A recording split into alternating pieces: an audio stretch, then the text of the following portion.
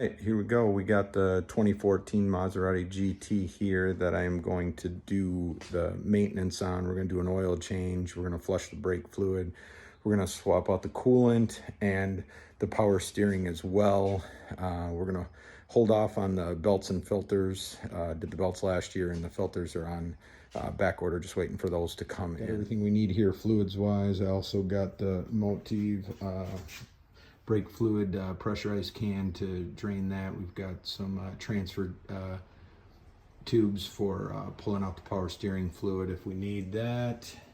We've got our 5-weight 40 oil, our Maserati Ferrari filter. I'm going with the Pentosan Super .4, which has a boiling point of over 500 degrees, so that should be good there.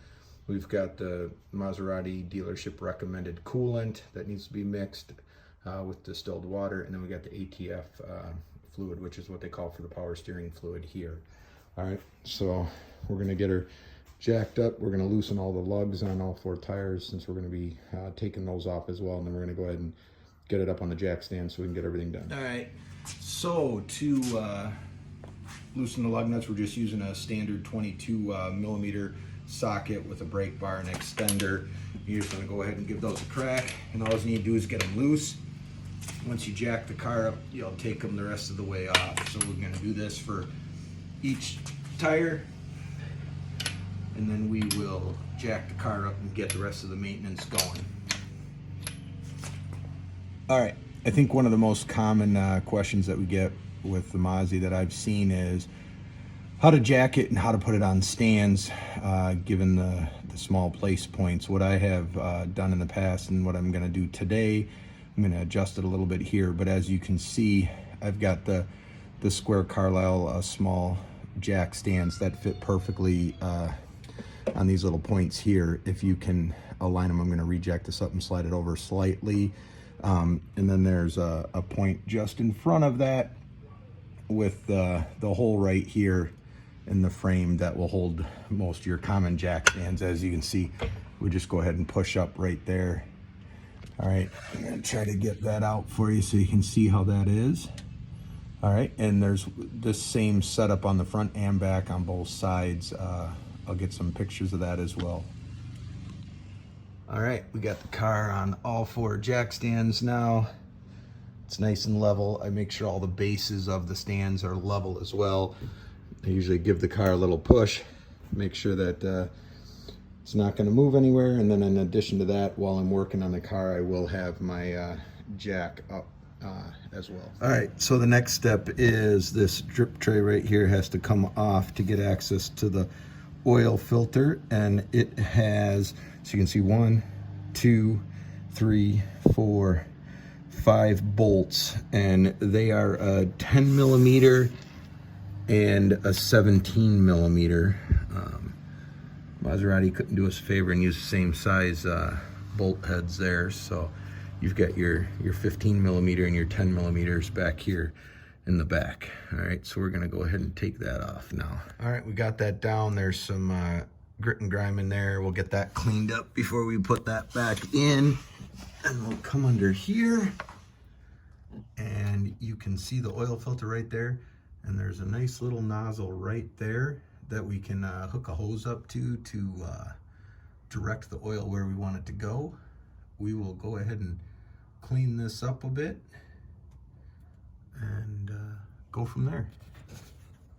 Okay, and I go ahead and I vent this when I'm gonna drain it. Just seems to make it easier, so we go ahead and open that before we drain the... Okay, so what I have for this then is I have oil filter wrench, I have a 3/4 inch hose, and I have a drain pan. You want to make sure you can hold at least 9 quarts with that, since that's what the Masi holds. And we're going to crawl under there and get this set up and get that filter. Okay, so as I said, there is this little flexible hose right here. We're going to go ahead and get our 3/4 inch hose over that. It takes a second here.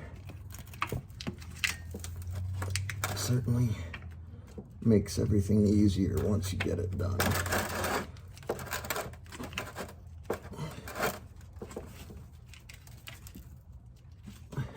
All right. There we go.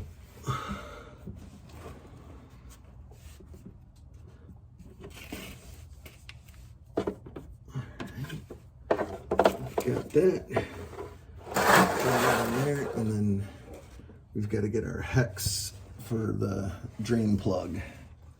All right.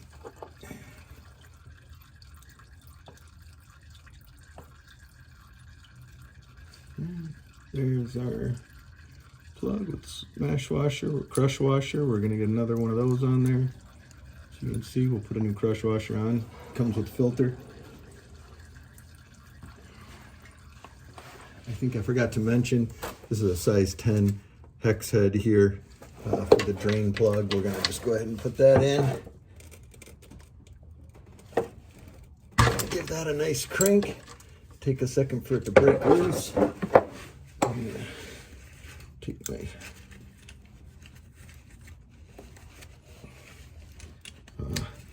this is likely hot. I do drive this. It got driven today.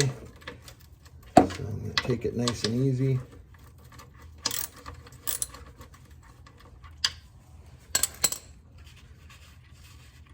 Try to catch it if I can here. There we go. Not as pretty as I wanted, but there we go. Definitely do, as you can see. We're gonna wanna get the wrench on there. And we wanna crank up.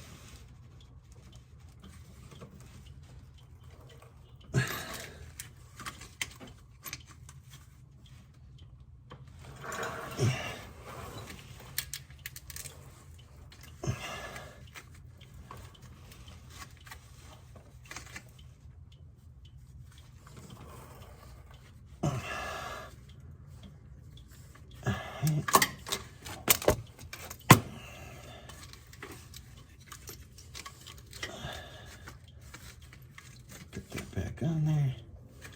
There we go. Now it's loose. Now we should be able to do that hand tight. And as you can see, it's draining through that tube now. Nice and neat. Works perfectly for the most part. You know, we get a little drip here when we take the filter off, but for the most part, it's gonna get inside that tube.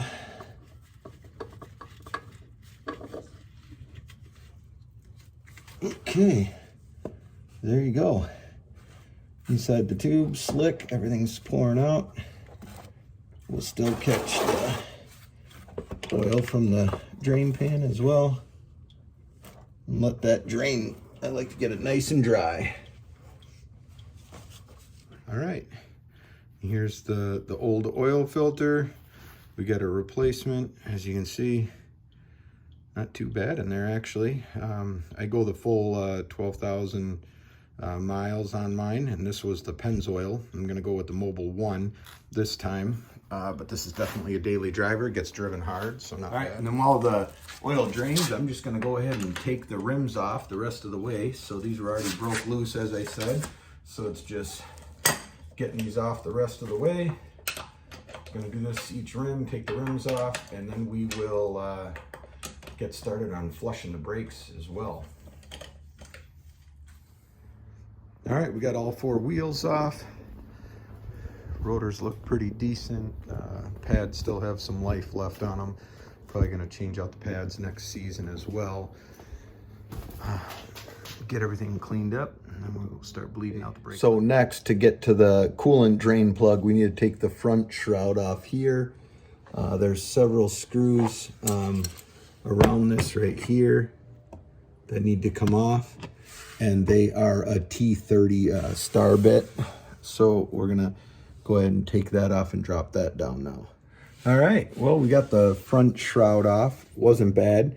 17 T30 hex bolts in order to get that out. They have these little clips on here that one broke. It's kind of a pain in the ass. I'm gonna have to get a replacement for that. But other than that, everything came off pretty easy, nice and straightforward. Here's your drain plug for the radiator. So we're gonna drain that, change coolant. I still got the oil drain in it, and then we're gonna still flush the brakes, and then once everything's all flushed out, we'll put everything back together. All right, there we go, draining the coolant out. Let that all drain. Catch that. Okay, one thing to point out is that the radiator drain plug does not come all the way out, so it drains out kind of slowly. You have to get it to the right spot where it drains out nice and doesn't spray everywhere, and that is a 14mm wrench to loosen that. All right, so we have connected our Motif power bleeder, and I have pumped it up to 10 psi and checked for leaks. There's no leaks, so we're gonna go ahead and initiate bleeding the passenger side rear caliper first, being the farthest away from the fill location. And we do still have coolant leaking out here, so we're going to drain all that as well. And the engine oil is pretty much done draining, so once we're all done, we'll put all that back. All right, so we got these nice little reservoirs for bleeding. Go ahead and actually here we were able to use 7/16 wrench to open up the bleeder valve. It's got a little wire hanger on here. You can just hang on the other inside of the caliper while you drain the outside. We're going to drain the outside and then the inside, and then we're going to move back to the rear driver's side and then up to the front passenger, front driver's side. All right, now that we got everything draining and we're bleeding the brake lines, we're going to go ahead and pull this hose off here. And you can wipe off in here, get this cleaned out. We're going to put the new oil filter back on, and then we're going to put the drain plug in. I'm going to wipe some of this clean, and then we'll get the oil filter put in. All right. Okay, all right. We have the new filter here. We're going to go ahead and get that in. We did, I do rub the gasket with a little bit of oil, just to get a good seal there. It takes a second to get that screwed in. And we're just gonna do that nice and snug, hand tight there. All right, and she is in. Okay, we are gonna go ahead and put the new plug in then. We put a new crush washer on, and this gets put in at 60 Newton meters, which is about 44 foot-pounds of pressure. So we got the torque wrench set to that.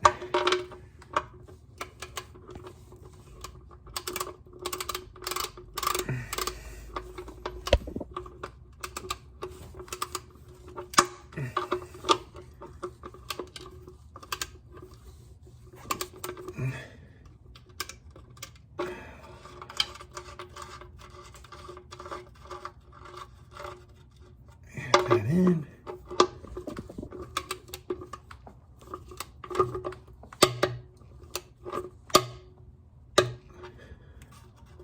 All right, there we go.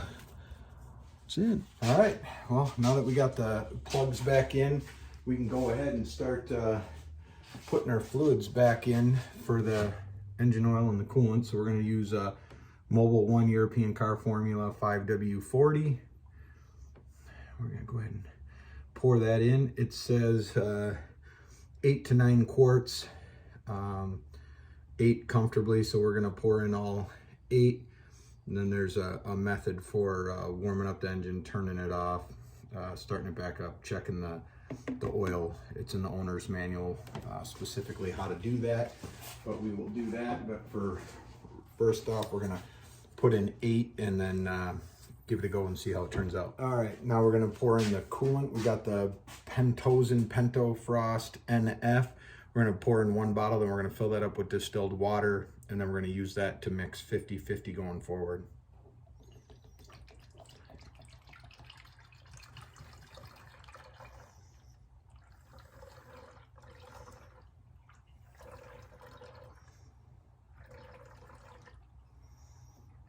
And this is the blue stuff, and it's designed for BMW and other German cars, and this is what the Maserati dealership here locally recommended. Okay, so now we've got the Pentosen container filled with distilled water. We're gonna pour that in, which will get us to a 50-50 mixture. And then what I'll do is I'm going to fill this half up with another bottle of Pento Frost and half of distilled water, so I'll have 50-50 mix. And we'll just do that till we are topped off. Okay, now we got the 50-50 mixture. We're going to go ahead and pour that in. We're going to get that up above the minimum fill line.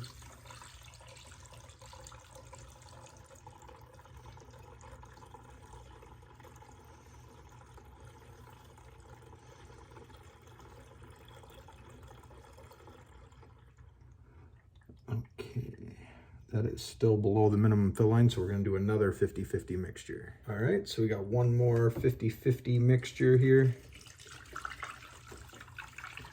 Keeping an eye on that fill line down there.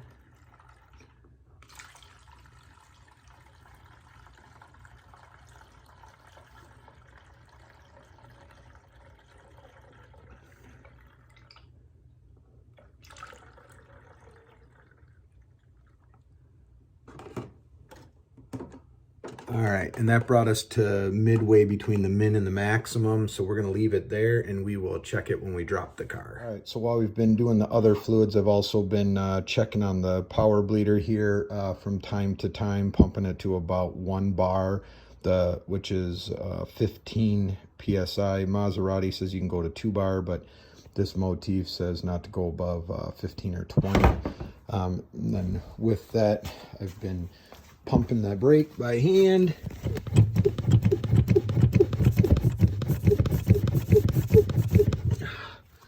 Okay, and then we come over to the back brake caliper here, and it, as you can see, it is pushing through the system there.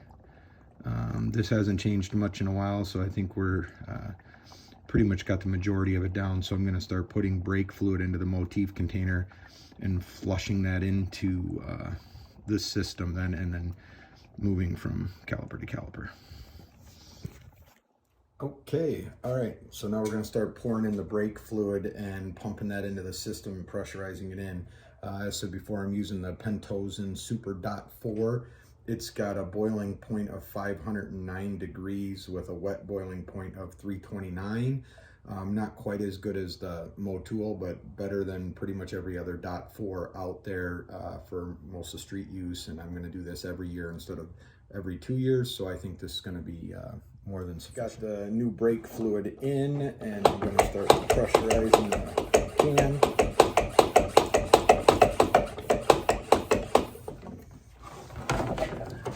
Got this protector here, and I have a hose ready. Brake fluid is very bad for your paint and can ruin it quickly, so have water standing by in case you do have a spill.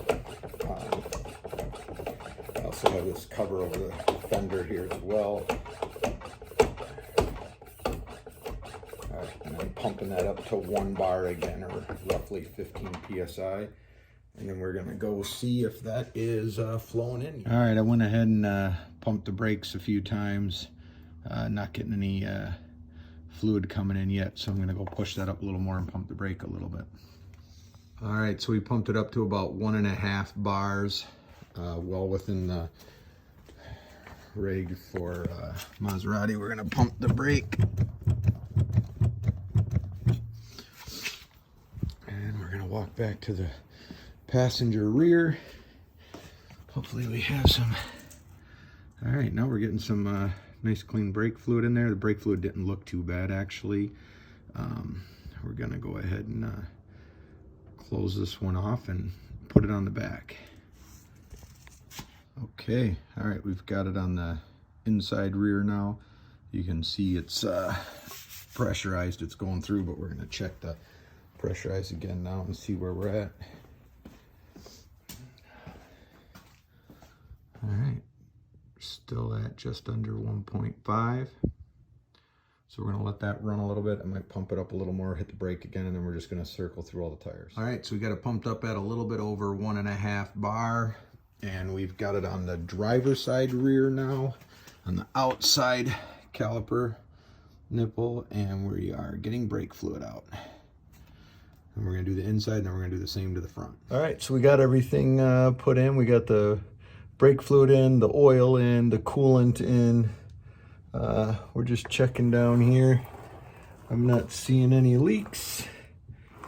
All right, everything looks good. We're gonna button back up these plastic panels, and we're gonna do a tire rotation and put the rims back on. All right, so the Maserati Workshop manual has the Newton meters for tightening the wheel studs to 98 Newton meters, which is about 72 foot-pounds of torque. So that's what I've set my wrench to here, and I will be torquing these tight when I drop it down.